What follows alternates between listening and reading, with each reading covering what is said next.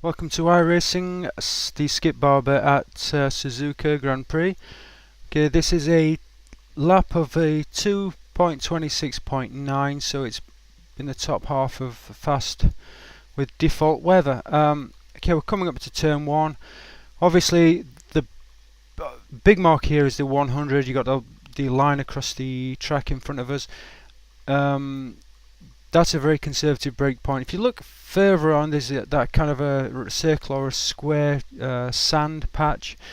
As I reach that, that's when I'll brake. Then beyond that, there's kind of a path between the grass banks. If you look a bit further on beyond that, there's a bit of scrubby grass next to the track. That's about my turning point. When I'm reaching that, I then turn in. Completely miss the apex. There are two ways you can approach this track. The advanced way is to be really tight, to take an early apex and treat turns 1 and 2, because we're coming up to 1 and 2, to treat those as one corner. I treat it as 2 corners. So I'll be turning in about where I get to the scrubby grass, and my purpose then is to line up on the back, on the curb at the back of the corner.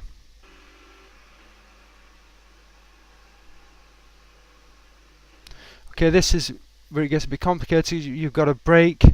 The first half of the turn we did in 4th gear. Now we'll bring it down to 3rd gear. I used to use the end of this curbing as my turning point, but that was just too low. Then the kink at the end of it. I tend to drive this a bit more on feel after driving a lot of laps. I think that even that kink is too deep. Trying to get a late apex on the corner exit and use the curbing wide left.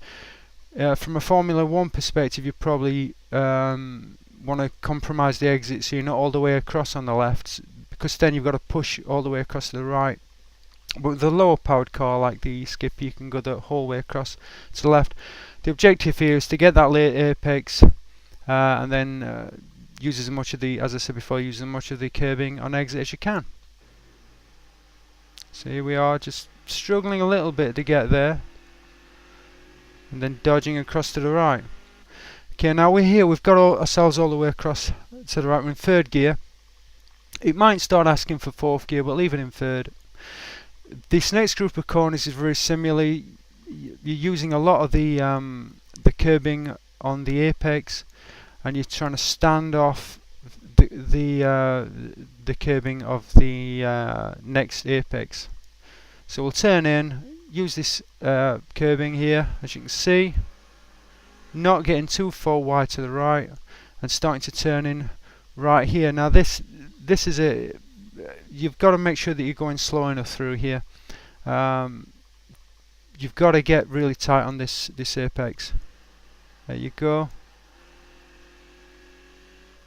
And again, same thing, leaving myself a little bit of room, still in 3rd gear. There's a little bit of astroturf past the curbing on the left. You don't use that, I don't think, because it tends to, at least for me, it tends to unsettle the car. Okay, no brakes through this section. You're trying to do it all on the on the throttle. You might need some little corrections here and there on the brake. I think I might have actually done that in this lap. This next corner is a really awkward corner. You've got to keep your momentum up, but you've got to stick wide on the right. You can hear me struggling here, just trying to keep momentum up, keeping on the right.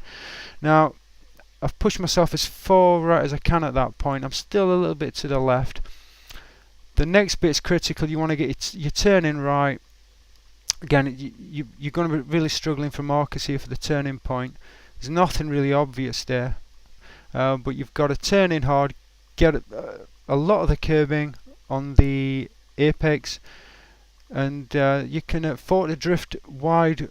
Well, you want to go quite wide right at the mid part of this turn, but you've got to be very careful with the curbing on the outside edge, because it's very easy to spin on that. Full throttle all the way through. Use that gap there a little bit.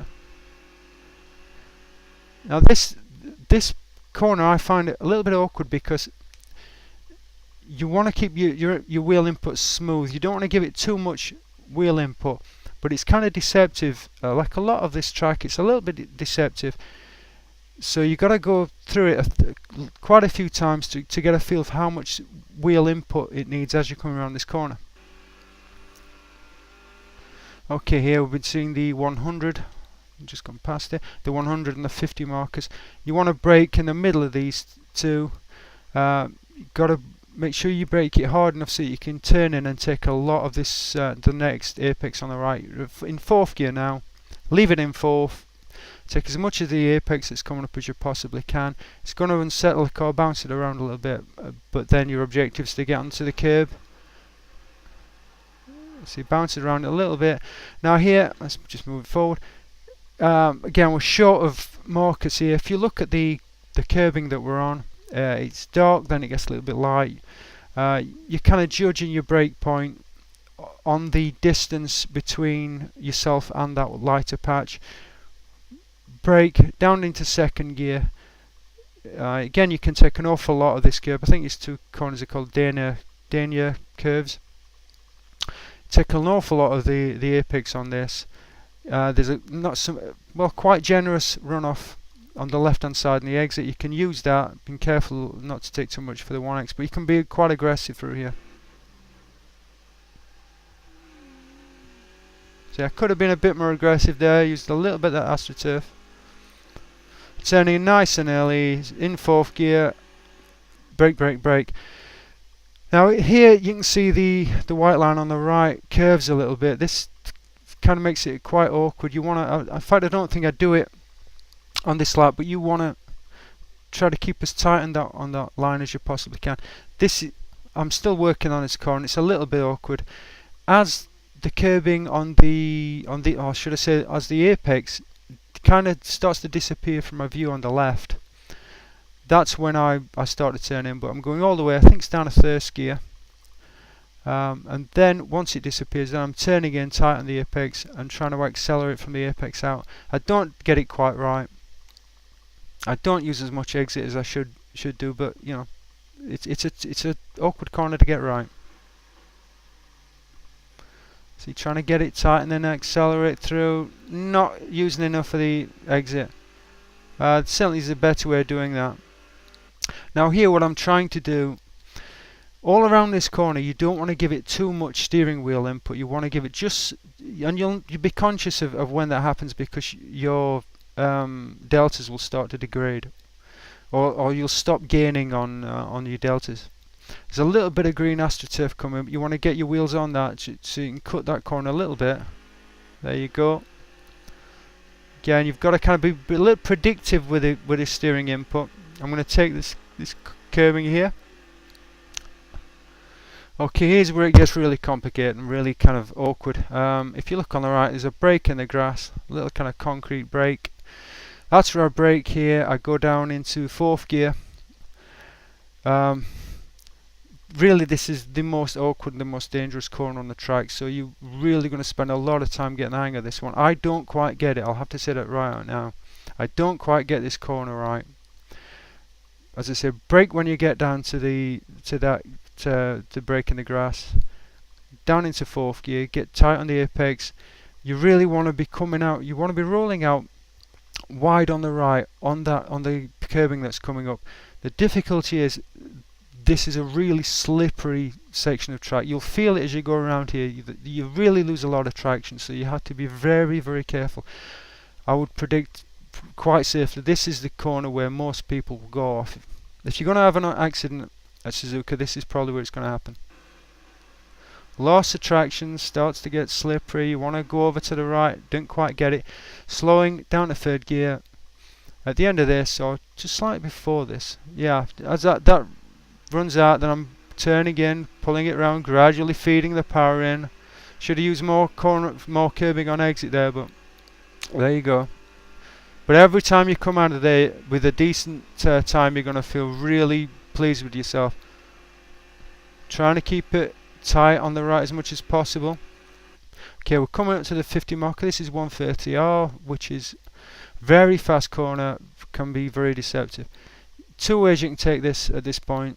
As I hit the 50, that's when I'm turning in. You can brake, turn it, and if you brake, it's just a quick dab of the brake, just a quick touch of the brake. You've got to take a lot of this, the apex. I don't take as much as I should do in this lap, but you've got to take a lot of it. If you're just lifting, you've got to be very careful of this, the curbing on exit. I don't use it. I've seen with the really top laps use the curbing on exit. Let's see. Let's go see. I should have used a bit more there. Here we're coming up to this curbing on exit. You can get up on this curbing, but you've got to be very careful because it's a very easy place to spin. I don't use it on this lap. You've got to be very careful. It's maybe something that you avoid doing in races, but in qualifying, or if you really need to push hard, you use it. 5th gear all the way. Now just as I pass, let's go back a bit, just as I go past this 100 marker, I start to brake hard and I put it right back down into 2nd gear. Again, this is a corner I'm still struggling with a little bit. It's an awkward corner. On this first part of the corner, second, cut across this. You can cut across this corner. Now I should be further to the right here. I should be straighter and further to the right, and then I can be really aggressive for this corner, for this apex that's coming up. Again, you can use a lot of the AstroTurf at the apex and also on exit. See, I'm struggling for the gas there. Don't allow yourself to drift left at this point. Some good wheel input to the right to keep it reasonably tight. And that's it. That's a lap of Suzuka. Hope you found that useful.